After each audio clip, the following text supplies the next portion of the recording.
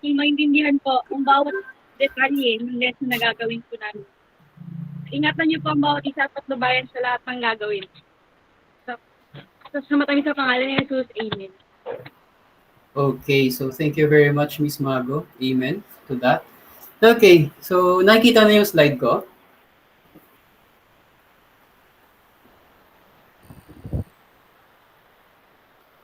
Yes, sir. Sir. Okay. Before I proceed, no, ay, may pumapasok pa. Wait lang. Okay. So before I proceed, no, naririnig ako ng malinaw. Yes, Opo. sir. Okay. So thank you very much. Okay, so if you're not comfortable with opening your cameras, you may turn it off. All right? While ongoing yung discussion natin. However, pwede naman kayong mag-open ng inyong cameras if you wanted to. Okay, so medyo na-delay tayo, no, because kailangan nating hintayin yung power bumalik yung power supply sa ibang mga areas. Anyway, kung hindi siya bumalik, no, at 3 PM, magi-start pa rin tayo ng discussion. Okay, so ano lang tayo ng oras kasi ang oras naman natin ay 3 to 4, no? And I intend to give to you the things na kailangan i-discuss today through what do you call this? In a 1-hour session lang. Okay, so to start with or to proceed with, okay, so we have here learner-centered teaching. Okay, so from time to time, tatanggalin ko yung what do you call this? Yung pagkaka-share, no, ng ating slides kapag may mga papasok pa. And for me to be able to check kung nababawasan ba kayo or nadadagdagan. Okay, so earlier I asked you to at least, no, provide a paper or notebook and a ball pen or a pencil. So make sure na may hawak kayong ball pen at saka pencil ngayon. This activity na gagawin natin today ay pinagawa ko na sa inyo before, no, I believe. So pero I am hoping na yung results ay magiging different, no? So kung before nung pinagawa ko sa inyo to ay ganito yung results nyo. So, I am hoping na merong changes, no? And kayo sana ma-realize nyo yung mga changes. No? I'm not sure kung pinagawa ko na sa inyo yung activity na to. But then again, kung pinagawa ko na sa inyo or hindi pa, gagawin natin siya today. Okay? For one moment lang.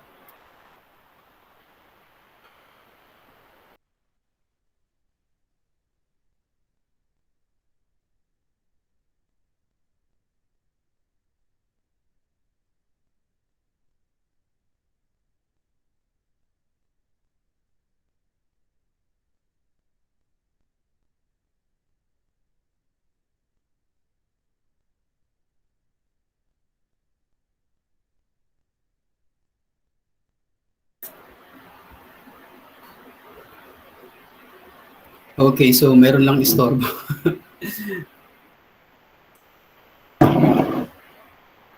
Okay, so let's proceed now with the activity. Okay, so for this activity, all you have to do is to answer the following questions later on na merong 6 parts, no? And then you are to rate yourself. Wait lang, may pumapasok. Okay, so 26 na kayo or 25 na kayo ngayon na naka-in, no? Alright? All you have to do is to answer the following questions. Questions na to ay consist of 6 parts, no? So all you have to do is to rate yourself. Ang lalagay ninyong score kapag lagi-lagi or always, ang ilalagay ninyong score ay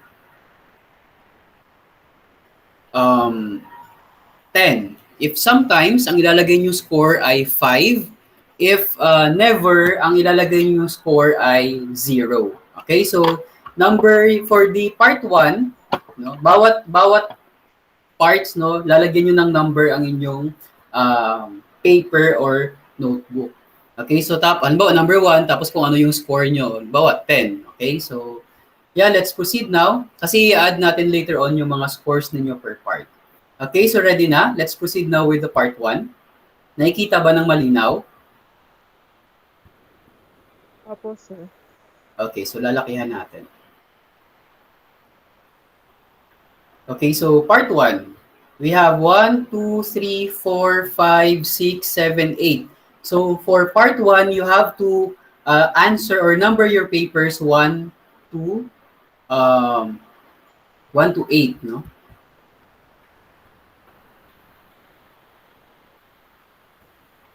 Okay, so that's for part 1. Again, i-rate ninyo yung sarili ninyo. 10 for always, 5 for sometimes, and 0 for never. Okay, so silently you read and then you rate.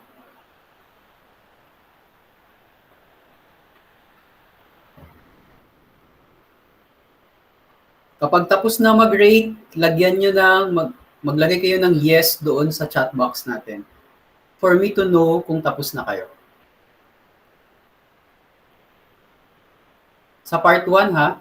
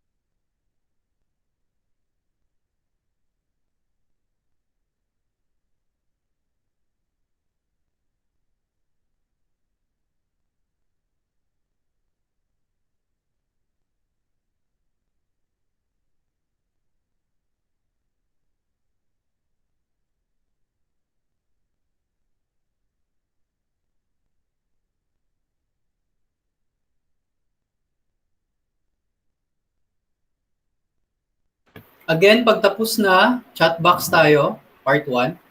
Chat box, lagay lang yes.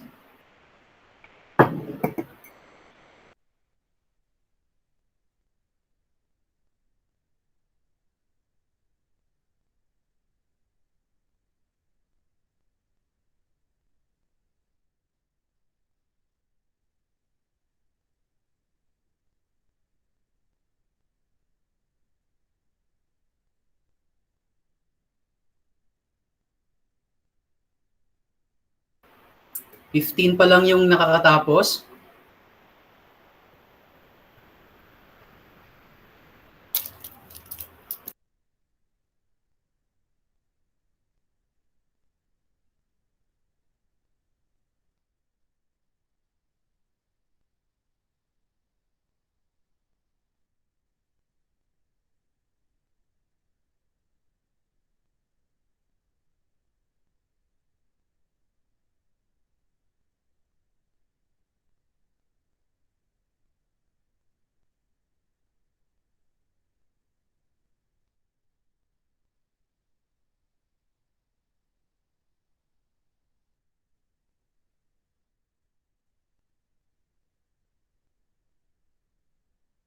Okay, so 22, 23 pa lang yung nakakatapos. We are all 29 here. So I'm expecting 28, no, na responses doon.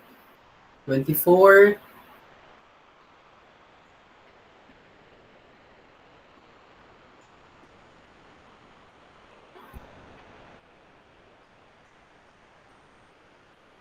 Okay, so mag-proceed na tayo. So I guess tapos na lahat, no?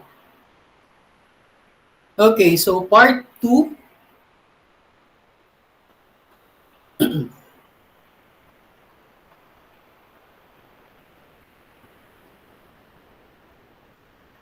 For the part 2,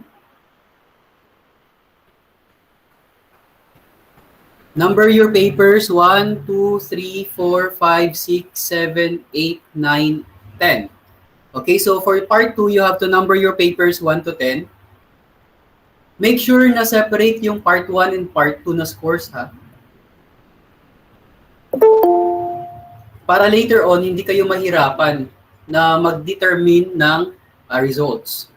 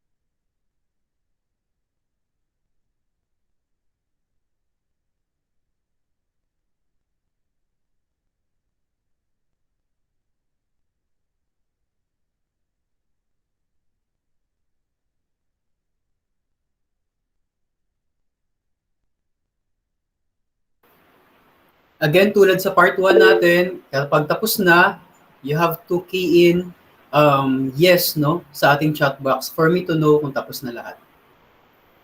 Okay, meron tayong dalawang nakakatapos. Part 2, yes. 5, 6, 7, 8, 9, 10, 11, 12, 13, 14, 15, 16, 17, 18, 19, 20, 21, 22, 23, 24, 25, 26,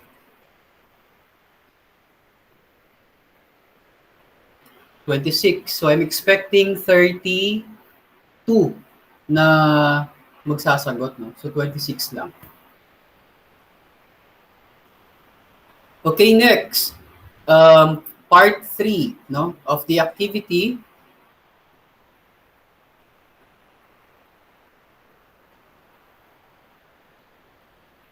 Okay. This is part 3.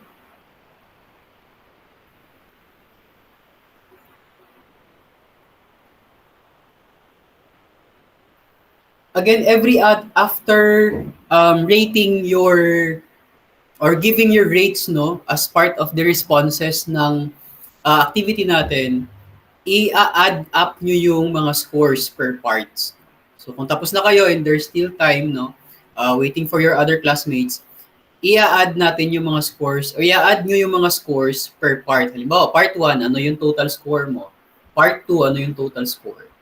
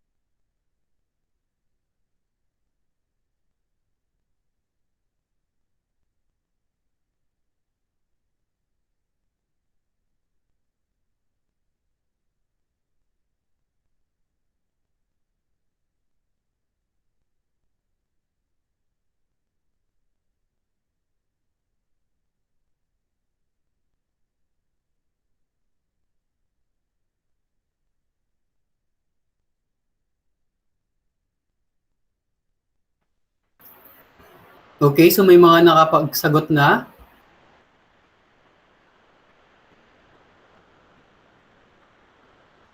Okay. May mga nagsasagot pa.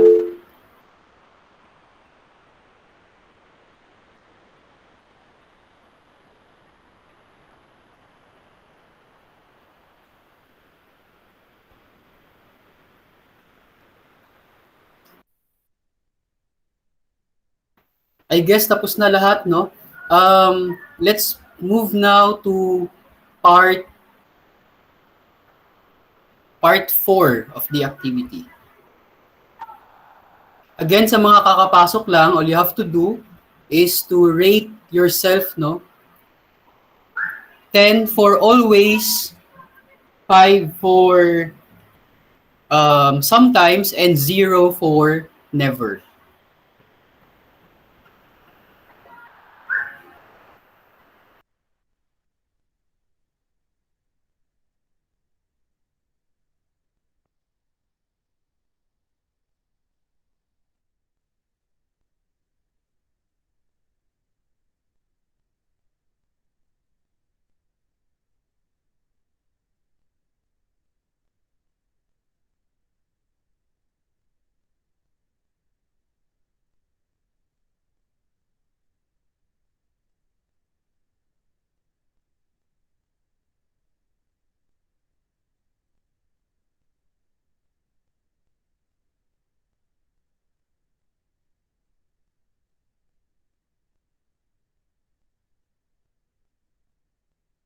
Alright, may mga tapos na.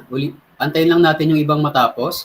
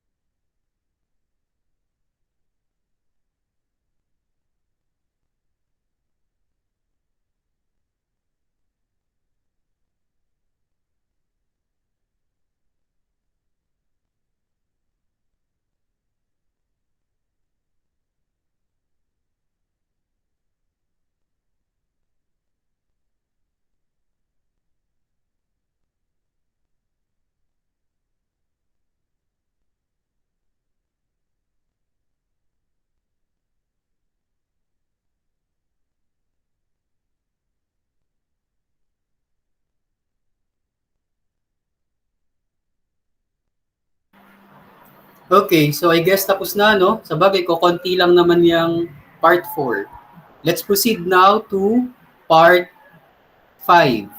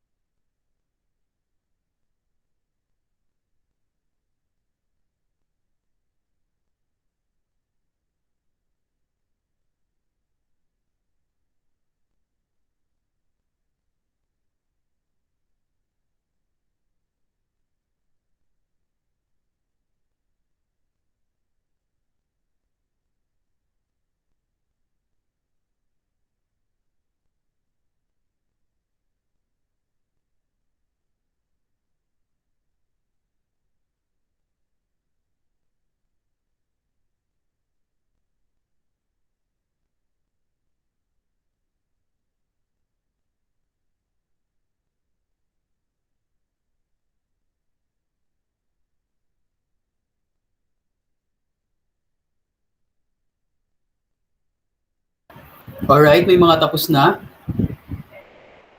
Antayin lang natin yung iba, no? Dalawa pa lang yung nag-respond.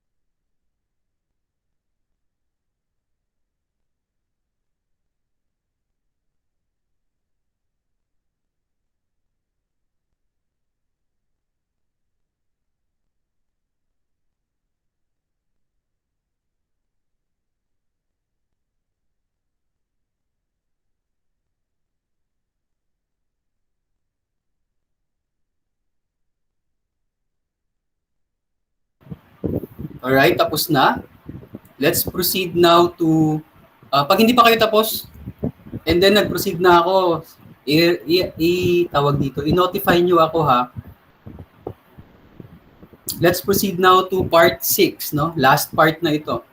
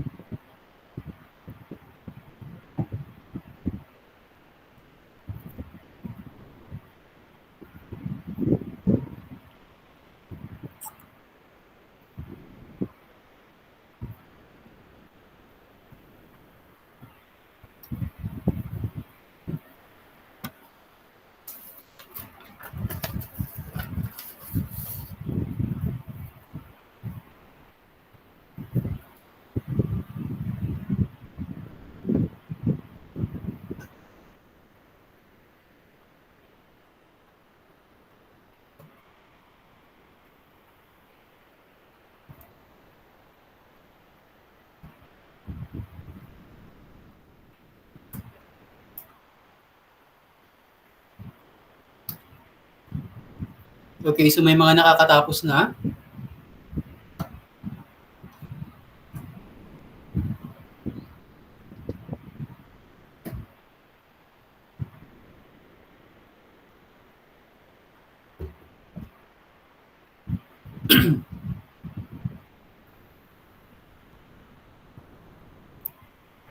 Okay, so sa mga nakakatapos na while waiting, total yung mga scores ninyo per part, no? Habang inaantay natin yung iba. Though later on, bibigyan ko naman kayo ng time to compute, no?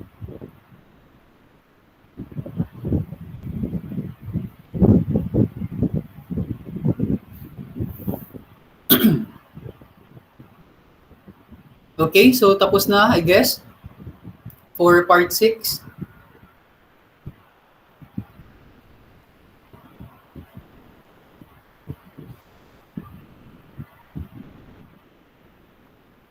Alright, no? Yung ginawa ninyo ay 6 parts na questionnaire din, no? Which pertains to the following aspects. Like part 1 pertains to motivation. Part 2 pertains to organizing and planning your work. Part 3 of the questionnaire pertains to working with others and utilizing resources and feedback. No? Part 4 of the questionnaire is about managing schoolwork stress. No? And part 5 naman pertains to note-taking and reading. Part 6 of the questionnaire, the last part, no, is all about preparing an assignment or a project. Okay, so let's, in scoring, no, wait lang. Okay, so in scoring, for part 1, na-total nyo na yung scores? Anyone? Na-total yung scores? Apo. Okay, so if your score in part 1 is 55 to 80, no? If the score is 55 to 80, ibig sabihin, you do not appear, no, to have many problems in getting down to work. Ibig sabihin, you are highly motivated lagi. Okay, so that's for that particular score, no? Kung ang score nyo ay 55 to 80.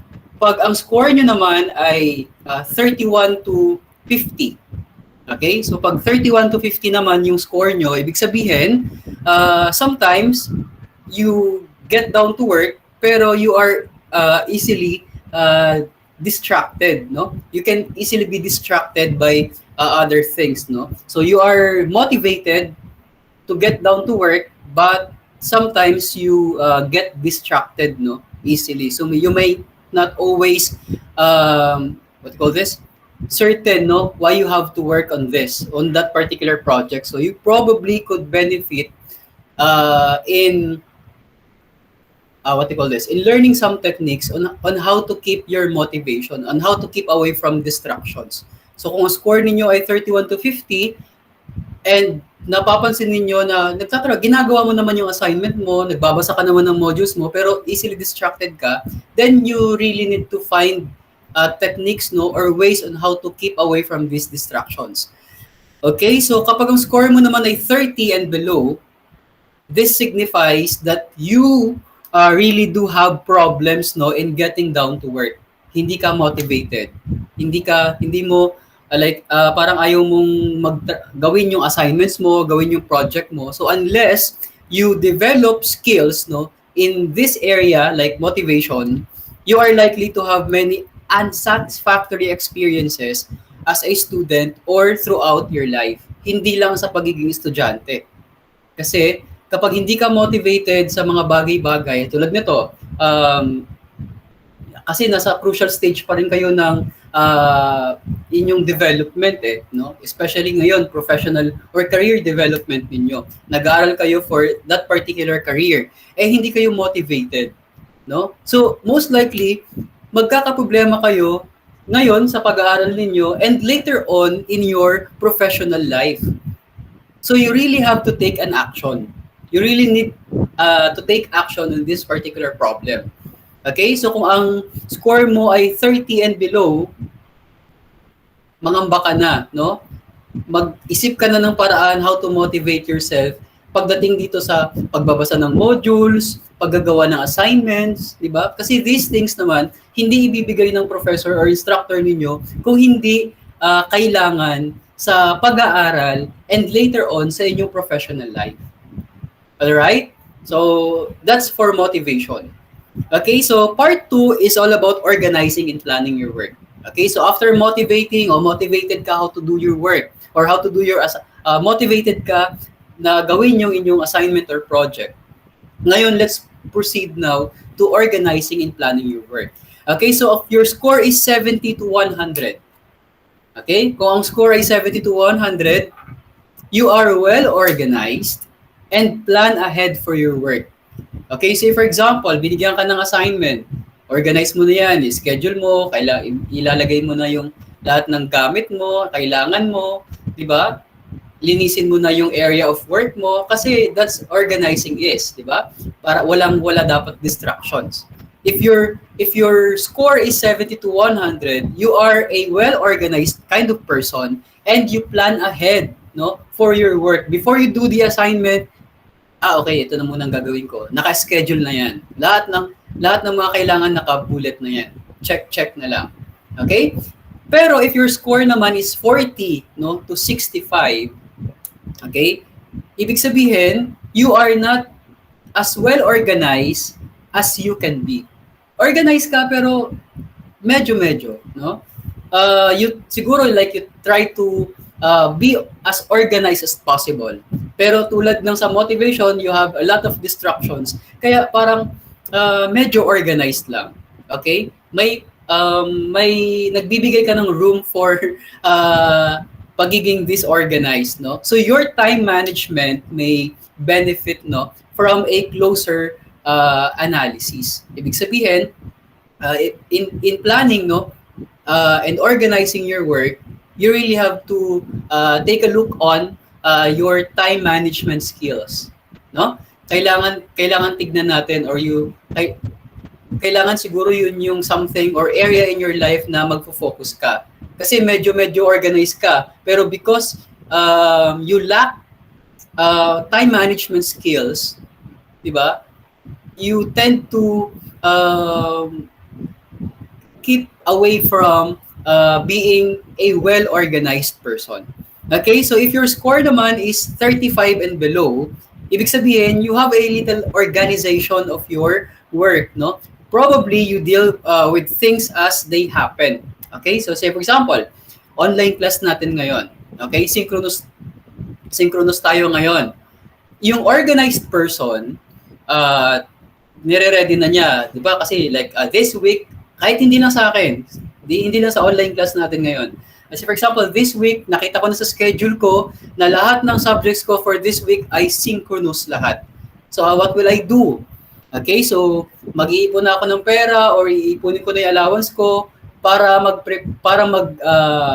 mag-allot doon para sa load or para sa data, no? Dapat naka-ready na yan. Kasi hindi pwedeng, kasi alam mo na ang problema ay internet connection and yun yung ginagamit natin every time. So, because nag-aaral ka and you are organized, ipe-prepare mo na. Okay? And babasahin mo na yung lesson. Kasi ako, as your instructor, sinesend ko sa inyo ahead of time yung mga modules, no, for your asynchronous activity. Okay? Pag nag-send ako ng module and asynchronous tayo, babasahin nyo yung modules na yan. Okay?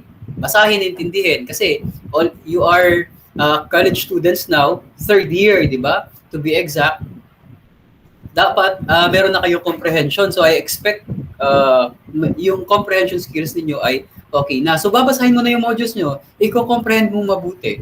And then, check mo kung ano pa yung mga kulang. Di ba? Okay na yung laptop ko, okay na yung cellphone ko, may power interruption ba? Lahat ng mga kailangan gawin. Tapos ko na yung mga gawaing bahay. At this particular time, dapat nandun na ako. Hindi ako malilate sa online class. Diba? Kasi nga online na lang yun eh. Kahit na nakahiga kayo dyan, kasi hindi ko naman kayo nire-require na i-open yung camera most of the time, diba? So kahit nakahiga kayo, papasok kayo sa link on time. Diba? Kasi that's how an organized or a well-organized person will work. Okay? So because you are disorganized, no, you tend to deal with things as they happen. Okay, online class na pala ngayon. Sige, ano na nga bang kailangan ko? Anong kailangan ko ngayon? So, habang nag-online class, kailangan ko pala ng papel at saka ballpen kasi sabi ni sir, kailangan papel and ballpen. So, tsaka ka palang kukuha. Diba? O di kaya, kailangan pala, kailangan ballpen, papel at saka ka palang kukuha. Kailangan ko pala ng tubig kasi kailangan ko uminom. Kaya tsaka ka palang kukuha. Pero if you are a well-organized person, lahat ng kailangan mo naka-ready na. Nandyan na yan lahat. Because ang score mo ay 35 and below, you probably deal things as they happen and constantly doing things at the last minute. Diba? Yung ginagawa mo siya last minute, no? Often, no, not getting work completed and you really have to take action. Because hindi ka ganun ka-organized, last minute yung preparations, kaya most of the time,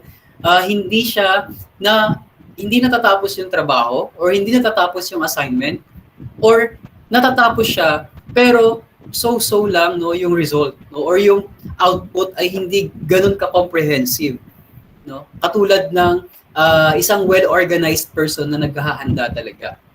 Okay, so that's for part 2, no, that's organizing and planning your work. Okay, so if ang score mo ay 35 and below, mga anak, gawan mo na ng paraan yan. Okay, so part 3. Part 3 is about working with others and utilizing resources and feedback. Okay, so for working with others, if your score naman is 55 to 85, ang ibig sabihin, you make full use of resources available and listen well and take an active part in seminars. Okay, so kapag ganyan yung score mo, lahat ng mga resources mina-maximize mo yan. Libro, yung internet connection, di ba? Pera, lahat ng mga resources gagamitin mo sa pag-aaral, sa paggawa ng assignment, lahat mina-maximize mo. Okay, and nakikinig ka sa advice ng ibang tao or tulad nito, mina-maximize mo yung chance ng online class na to kasi minsan lang tayo mag-synchronous class, di ba? So mina-maximize mo yung time na to really listen well. Okay? So that's working with others. So kapag that's 55 to 85 yung score. Kapag ang score mo naman ay 35 to 50, okay? If your score is 35 to 50, well, nagko-collect ka ng resources, pinokollect mo yung books, lahat ng mga reading materials, halimbawa, nag-send ako ng module at saka reading activities or reading materials, dina-download mo lahat yan. Pero hindi mo naman binabasa. Okay? Or binabasa mo pero parang wala naman, hindi mo siya ganun ka kino-comprehend, no? But you need really to ask yourself, no, how to use them more effectively. Okay, so dina-download mo siya, tinitignan mo siya, kinukuha mo pero hindi mo naman binabasa or para saan ba tong hindi mo alam kung para saan ba tong module na to. Ano bang gagawin ko dito? 'Di ba? So kapag yung score mo ay 35 to 50, ganun yung attitude, ganun yung personality. Okay, na kukolek ka lang download ka lang ng resources, yet tinatanong mo yung sarili mo, para saan ba to? 'Di ba?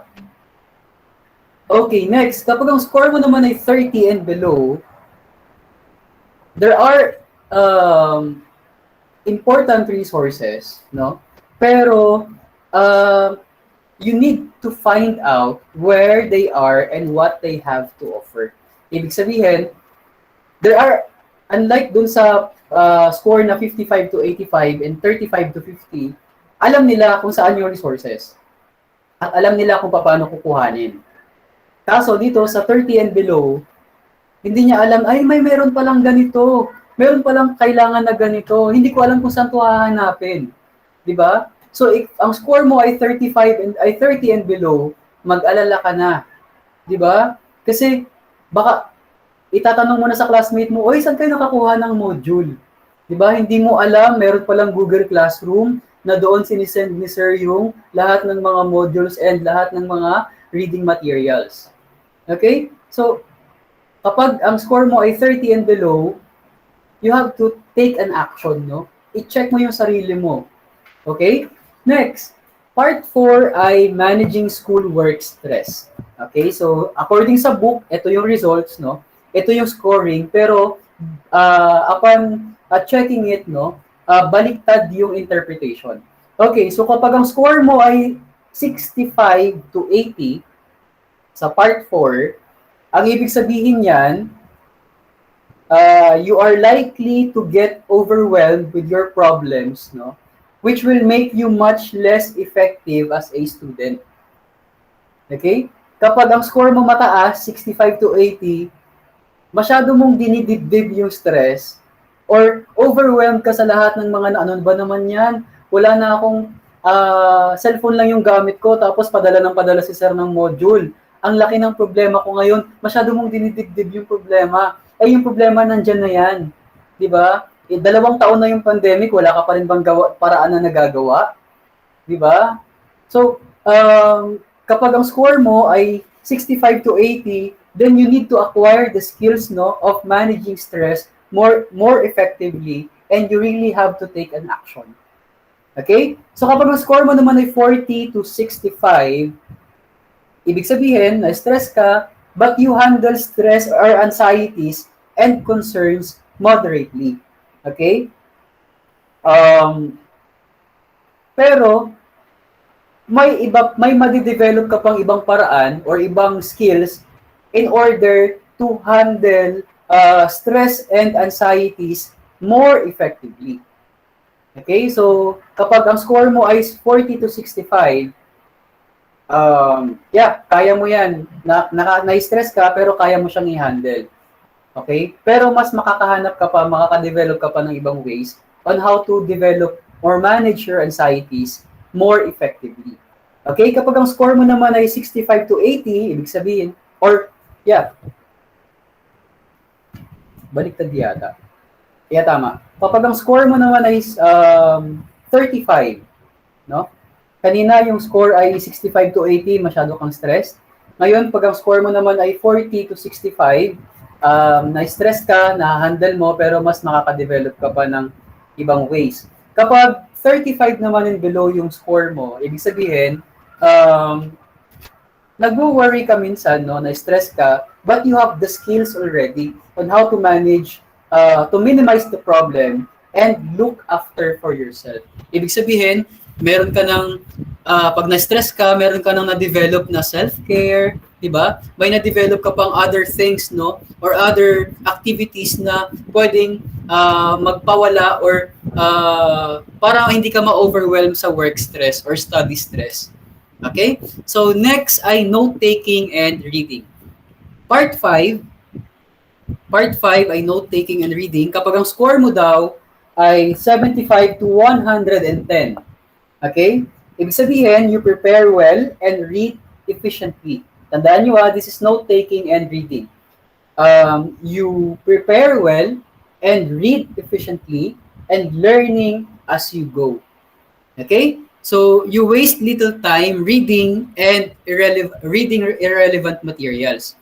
So, in note-taking and reading, kapag ang score mo ay 75, tama ba, to 110, lahat ng binabasa mo, lahat 'yan mahalaga. Okay? Hindi ka nagwa-waste ng time ng magbabasa ng mga irrelevant materials. So kapag halimbawa nagre-research ka, hindi mo kasi tulad ngayon, no? I believe this semester ay research writing yun na, di ba? So, hindi mo wini-waste ang time mo na maghanap ng mga ibang materials. Okay, magbasa ng mga irrelevant materials. Kapag irrelevant, skip mo na 'yan. 'Di ba? Ganyan kapag ang score mo ay 75 to 110. Kapag 40 to 70 naman yung score mo, ibig sabihin, your reading and note-taking skills are adequate. However, this could be still improved. Okay? So, you have the skills, you have the note-taking and reading skills, pero pwede pang i-improve. Say for example, right now, nino-note nyo yung mga interpretations. No? So, that's what yung mataas na scores, di ba? That's what 75 to 110 and 45 to 70 na gawain. Di ba? So, nino-note mo yung interpretations ngayon. Pero kapag ang score mo ay 45 to 70, nagdo-note ka, pero the note-taking could still be improved. Okay? Baka nagdo-note-taking ka, pero sa scratch paper or sa ibang areas no ng papel mo. Okay? Wala talagang area for note-taking activity. Okay, kapag ang score mo naman ay 40 and below, magamba ka na, you have to take an action. Kasi sabi dito, your notes are likely to be of little use to you. Yeah, nagno-note-taking ka pero walang pakinabang. Di ba? Walang bilang doon sa pag-aaral mo.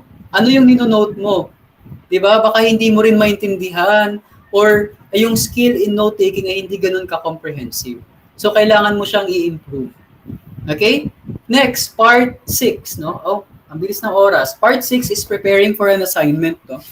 Preparing for an assignment, kapag ang score mo ay 70 to 100, ibig sabihin your essays are well thought or well thought out, research, and clearly written.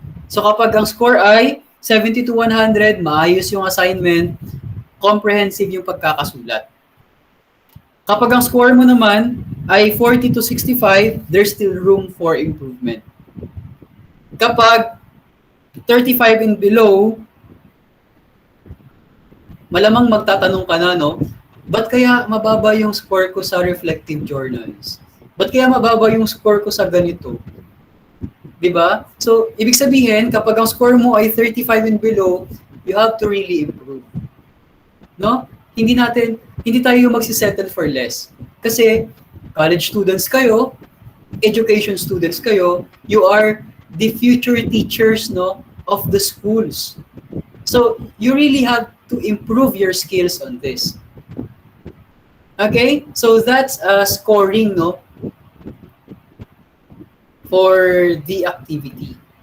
Okay. We have here, ipapakita ko pala muna sa inyo ito. Okay, so maggagawa ako ng link sa ating Google Classroom later. And then, yung activity na ginawa natin today ay gagawa ninyo ng interpretation and courses of action. Nakikita nyo na yan? Nakikita na? Okay, so Yes, sir. yan yung your scores in the study habits questionnaire, no? So, part 1 yan, motivation. Part 6 ay assignment or project writing.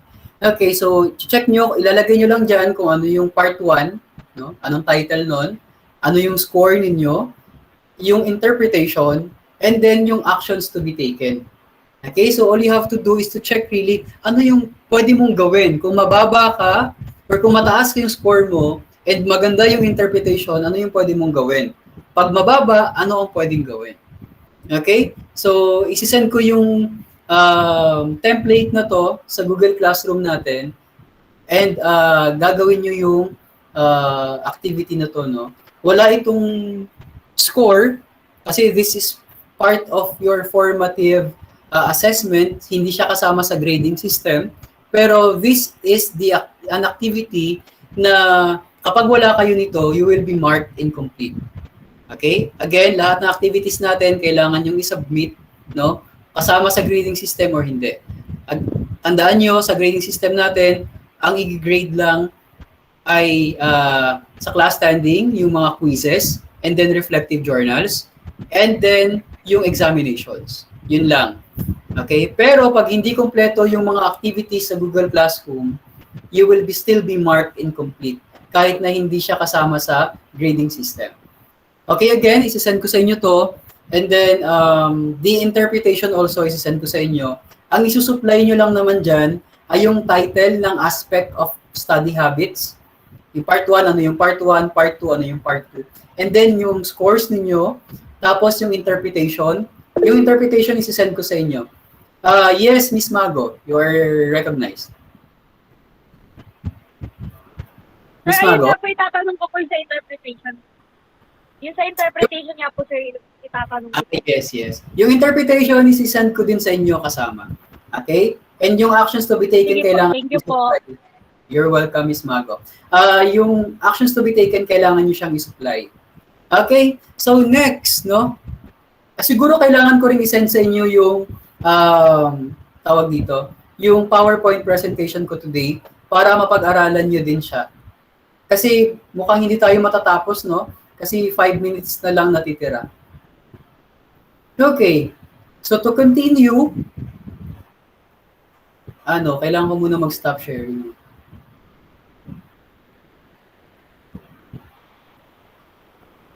Window.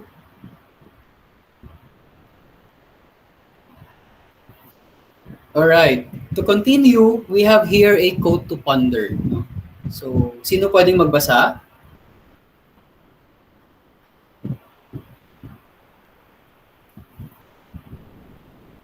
Sino pwedeng magbasa? Yes, lovely. If you teach a person what to learn, you are preparing that person for the past. If you teach a person how to learn, you are preparing that person for the future. Okay, so thank Cyril you. Bull. Thank you very much. Upon reading this quotation, anong naiisip ninyo? What comes into your mind? Anything na naiisip ninyo? Walang mali, walang maling sagot, no? Just your opinion. Ano naiisip?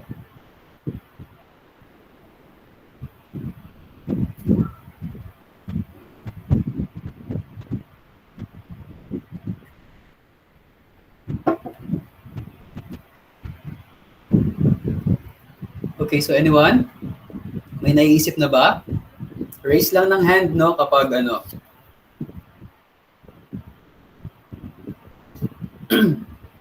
kapag 3:57 na at wala pa, magtatawag na ako. Anything na pumapasok sa isip ninyo kapag upon reading, no, the code. Parang ready na si Miss Tabisora.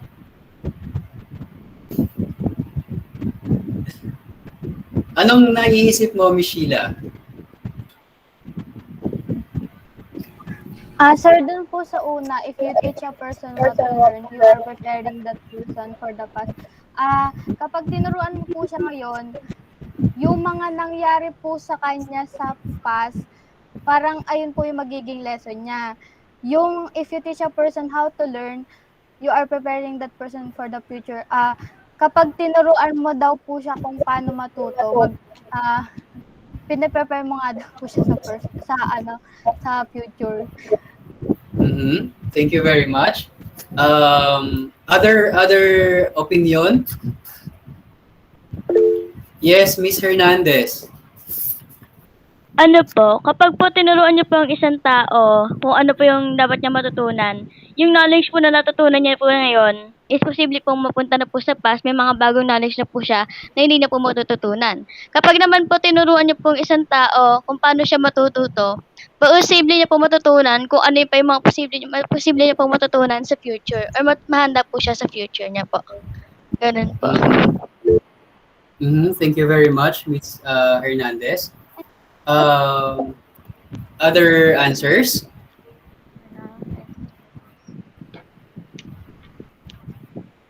Other answers?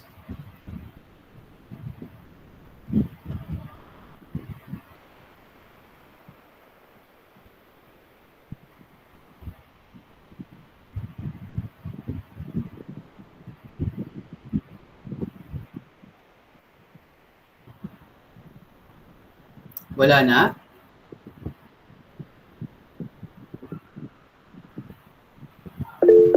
Yes, Miss Sanchez. Ay, no.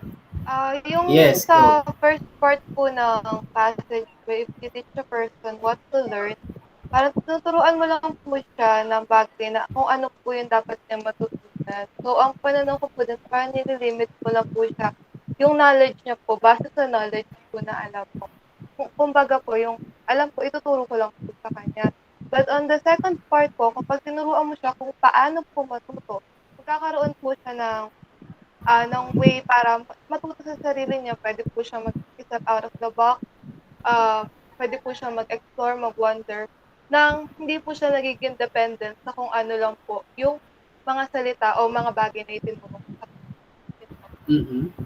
Thank you very much, Ms. Sanchez. Other answers or other interpretations?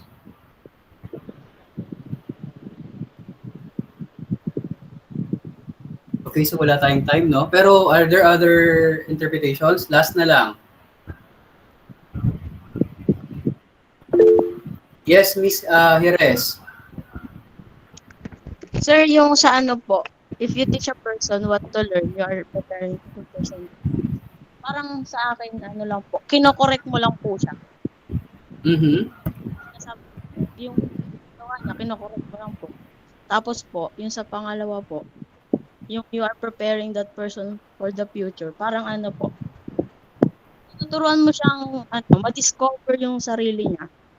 Yung katulad nga po ng sabi ni Sarah, out of the box, hindi po maging independent. Ganun. Okay, so thank you, no? Wala tayong time for PM na. Yung mga opinion ay though ang mahirap siyang ipaliwanag, no? Pero tama, okay? Siguro relate natin siya sa isang biblical na quotation, no? Na if you parang you teach the person or you teach the person how to fish, no? Not just bigyan mo lang siya ng isda. Okay, so sa first part ng quotation na to, parang binigyan mo lang yung bata or estudyante or yung particular person ng isda. Okay? But sa second part ng quotation, parang tinuruan mo siya kung paano mangisda. Okay? So kasi pag binigyan mo siya ng isda, pag naubos na yung fish na yan, what's next? Magugutom na uli siya. Pero kapag tinuruan mo siya kung paano mangisda, kapag naubos yung isda na hawak niya, natuto siyang mangisda, makakakuha siya ng other fishes. Okay? So likewise, yung skills ng pagkatuto is very vital, no, sa survival ng tao. Huwag mo lang siyang turuan ng facts. Huwag mo lang spoon feed sa kanya yung kailangan niyang matutunan. Ituro mo sa kanya kung paano yan matututunan. Okay? So wag mo lang siyang bigyan ng isda, ituro mo sa kanya kung paano mangisda para in the future alam na niya kung paano mabuhay na hindi magugutom and relying on other people. Okay? So that's a quote to ponder, and this quotation will have to do sa mga dapat matutunan natin sa facilitating learner-centered teaching. Kasi this way, tulad niyan, yung activity nyo kanina ay study habits, no? So, sana na-realize ninyo kung saan kayo, what part of study habits na aspect kayo mababa. Okay? Para that way, ma-realize ninyo, dito ako mababa. Anong gagawin mo? Okay? So, on your own, you discover, you develop skills and techniques on how to really study well. Okay? Kasi mag-aaral kayo eh. Students kayo. You are expected really to study well. Okay? Kaya sana yung activity natin, study habits, ay na questionnaire ay nakatulong for you to be able to recognize kung saan yung inyong strengths, saan ang inyong weaknesses. Likewise, you prepare yourselves kung paano matututo. Okay? Turuan mo yung sarili mo kung paano matuto. Kasi ganun din naman yung gagawin natin later on kapag kayo ay future teachers na. Hindi nyo lang basta bibigyan ng facts yung inyong estudyante in the future. You facilitate the learning. Okay? In a way na tuturuan nyo yung mga estudyante kung paano nila matututunan ito. Kasi for example, hindi ako nakakapag-concentrate kapag masyadong maingay. So, anong gagawin mo? You go to a place, di ba, na hindi maingay. Okay? Or adapt to the environment. Okay? Kasi kailangan mong turuan yung sarili mo on how to really learn. Okay? So, yun yung, hindi probably, no? Yun yung isang skill na dapat natin ma-develop, no? At ang tawag doon, sana nabasa nyo yung module kasi yung susunod na mga slides is all about metacognition, no? Saka expert and novice learners. Siguro explain natin yan next time, no? Kapag kapag mahaba na yung oras natin. Okay, so sana next meeting wala tayong power interruption, sana kumpleto, at sana maagang papasok. Okay, so it's already time, no? It's already 4 p.m. Hindi ko na kayo i-hold. For the last time, no, I would like to request everyone to open your cameras.